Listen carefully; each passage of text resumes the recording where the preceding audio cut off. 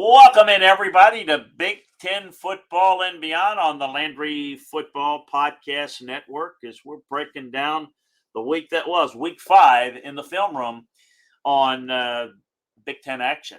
Interesting week. The power rankings, kind of a little bit of a different turn.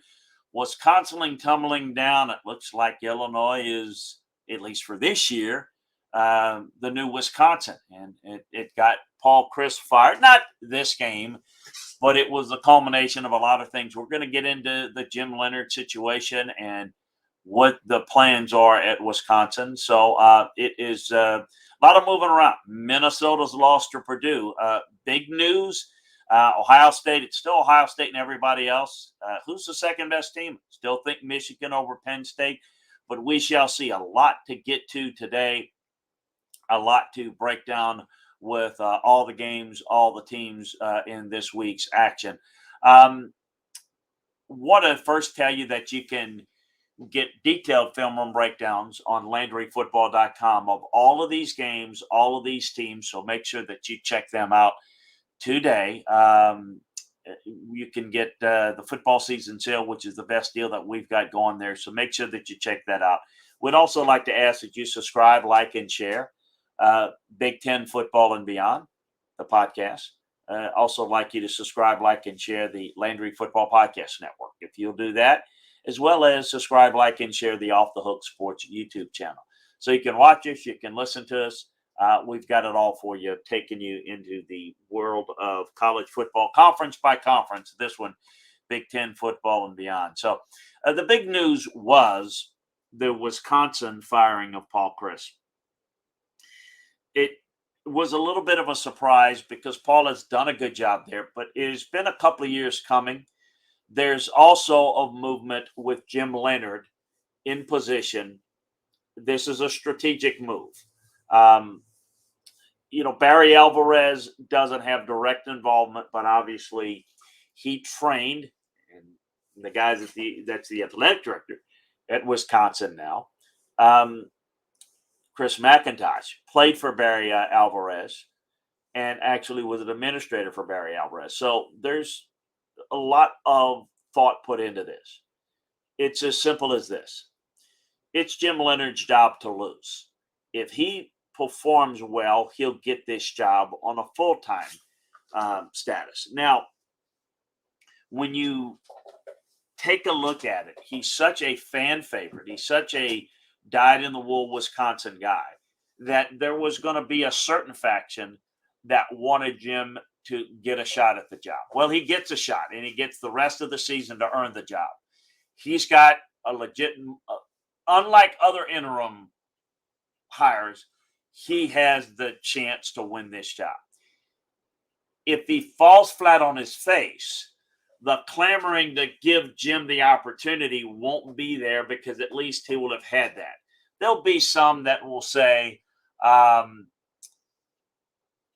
you need to give him more than an interim. There'll be some that'll say that, but there'll be some that'll say, look, he had his chance and it didn't work well. We'll move on. And then they'll go and likely hire Lance Leipold from Kansas. Former Wisconsin Whitewater coach, former Wisconsin Whitewater grad, and former graduate assistant at the University of Wisconsin under Barry Alvarez. So this is a plan to give Jim a chance. If they had waited to the end of the year, then the clamoring for Jim to get a chance would be there. But then if it doesn't work out, then you're dealing with that for a few years. In this case, I think Jim will feel like he has a chance to put his stamp on the program. I don't think he has to win a certain amount of games, but I think the direction of the program is Jim's chance. I mean, not rarely do you get a chance to kind of be on a trial basis. This is truly what this is. So it is going to be interesting to see how this plays out the rest of the year. If you look at the rest of the schedule, the Big Ten West is wide open. I don't think Wisconsin's going to turn it around and make a run for it, but they're certainly in a position. Let's take a look at how things shake out from top to bottom in this league. We'll start at the bottom, and Northwestern, it has been a huge disappointment. I think you could put Nebraska at the bottom here too, but they did, and Rutgers, but they did manage to beat Indiana. Northwestern has just been awful. They beat Nebraska. You can make the case. I don't know right now who's worse. I think Northwestern looks worse. Sloppy game against Penn State and kept it close, but they weren't in a position to pull an upset.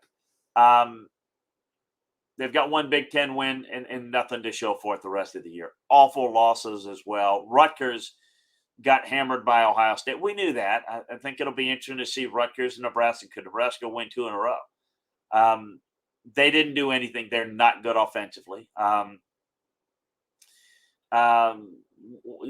It was a 7-0 lead against Ohio State, but they just couldn't do anything. In essence, Northwestern, Rutgers, Nebraska, and Indiana are bad.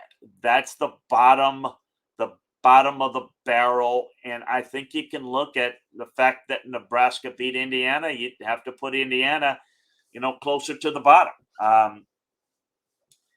It looked like, and this tells you how much parity, and Indiana really outplayed Illinois, but they made mistakes. That was the biggest issue. So in essence, they really did not play them. They made some positive plays in the game, but it really has spiraled down for Indiana. They got hammered by Cincinnati. And quite frankly, Nebraska didn't have a lot of spark, but they just were not real competitive. Nebraska beat them handily 35-21. Indiana's got Michigan this week. It's a team right now that's struggling on both sides of the ball to get anything going. Nebraska get another win. It's a Big Ten win, and we'll see what they do to New Jersey and go out to New Jersey and play Rutgers. Good for them that they're at least able to unveil some semblance of respectability. Then I'd go in the 10-9 mark. I would put Wisconsin and Michigan State. Wisconsin blowout loss to Illinois. They've got Northwestern this week to the Badgers. And again, it's a good time again for Jim to maybe get things going. They got blown out at home. They need a win in the worst way. They get Northwestern. They need a little bit of juice. They've got to find some identity on offense. Defensively, they're not playing well, mainly because they're not playing the complementary ball that they need to play. They're not as talented. I think the program has regressed from a talent standpoint a little bit. And as we've talked about with developmental programs, if the talent level slips and you don't do the little things well, turnovers, penalties, if you don't handle those things, then you're going to be in trouble. Another team that's in trouble is Michigan State. They lost 27-13 to Maryland. And looking at them on tape, it's just not really good. They've lost their identity of a running game. Mel Tucker has done a really poor job. They got Ohio State coming next. They're 2-3. They're 0-2 in the league, and they're going nowhere fast. It's a bad-looking team. Iowa lost to Michigan. They got Illinois up next, and that's going to be a fun game. But this Iowa team showing a little sign of life, not much, little sign of life offensively. The defense did all it could. It limited Michigan to a certain degree, but without any support from their offense, it's going to be a problem. It's a huge game against Illinois. It's a huge game for the West. With Minnesota losing to Purdue, more on that in a bit.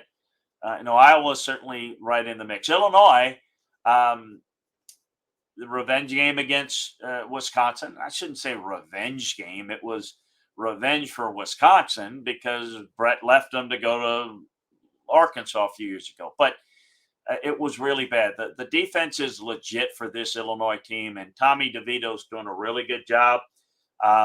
It's just going to be fun. They've got Iowa, then they've got Minnesota. Going to be an interesting couple of weeks for this Illini program. Speaking of Minnesota, a loss to Purdue. We talked about the style matchups last week, didn't we? They go to Illinois this week, but they get an open week at the right time. It was an uninspiring game. The team gets a hot Illinois squad in a couple of weeks. They're going to need extra time to prepare. They got to figure out, again, I think they match up better in those line of scrimmage games. I thought Purdue did a really good job defensively against this Minnesota team. Their quickness gave them trouble. It'll be interesting to see if they're able to rebound from that. Purdue, 1-1 in the league, 3-2 overall. Aiden O'Connell came back. The offense clicked. It was a grinded out type of win. Minnesota didn't have Mo Ibrahim in the lineup. That was a big part of it. But it was the defense that limited Minnesota's ground game so effectively that, look, Purdue's right in the middle of this Big Ten West. The Big Ten West is going to be fun. There's nobody that's all that good, but everybody, with a couple of exceptions that I mentioned, Northwestern, for example, really bad. Nebraska's still really bad. But there's some competitive teams. Maryland, I would put them in the top 4. I think the top 4 teams right now playing in the Big Ten are all from the East. I'd put Maryland right below Penn State. They handled Michigan State, as I mentioned. They get Purdue next. That defensively, they've still got issues. But, boy, they're really good. They took Michigan to the wire. They handled Michigan State with ease. This offense, with its receiver weapons, got really good backs. Tolia is playing very well. So, look, I think that winning the East is out of the question as long as Ohio State's in it. But who's the second best team in the East? I think it's Michigan. But I think Penn State and Maryland are a little bit closer than people might think. Penn State got the win over Northwestern, unimpressive win. They go October 15th at Michigan. They got an open week, much needed rest. We're going to find out who's the second best team in the East. I think it's Michigan, but we'll see. They're right in the thick of it, and we'll see where if this defense can step up. They're 5-0, 2-0 within the league. Same thing with Michigan, 5-0 and 2-0. They got an impressive win over Iowa. They get Indiana next. They went out to a 20-0 lead against Iowa. Blake Corum has been outstanding, running the football well. J.J. McCarthy's playing well. I just think that this Michigan team is a more complete team than anybody behind Ohio State in this league. And the Buckeyes, again, dominate Rutgers. They got Michigan State this week. They're cruising without Jackson Smith and Jigba and even Travion Henderson. Mayan Williams has been outstanding. He ran for 190 yards and 5 touchdowns. They fell behind early to Rutgers 7-0, and they just turned it on. And heavy favorites this week, and we'll start to see where things are shaping behind Ohio State. Ohio State's looking like maybe the best team in the country. I think you can make that case. And if you're just ranking them, I think they can be put into that class in that category. We'll see towards year's end how it plays out. But this is a team that's loaded on offense. They're better on defense. I need to see them against good offensive teams, though, to figure out whether they're as complete as maybe they appear at this point. A reminder again, you like this show on the Big Ten, we'd ask you to subscribe, like, and share Big Ten Football and Beyond. Go to Big Ten Football and Beyond, wherever you get your podcast. Subscribe, like, and share. We also ask for you to sign up for the Landry Football Podcast Network. Subscribe, like, and share that as well. You can get all of our football content, college football, national shows, other conference shows, as well as the NFL. We've got it all for you at the Landry Football Podcast Network. And you can also see us do our college shows on Off the Hook Sports YouTube channel. So subscribe, like, and share Off the Hook Sports. LandryFootball.com is where you want to go to get all the detailed film room breakdowns of all these games in college, in the NFL. Previewing the games, reviewing the game, we got it for you at LandryFootball.com. So make sure you take advantage of the football season sale we have there today. Hey, appreciate you joining us. Talk to you on the other side, but some more conference breakdowns and different conference college shows as we do, breaking it down for you in the early part of the week.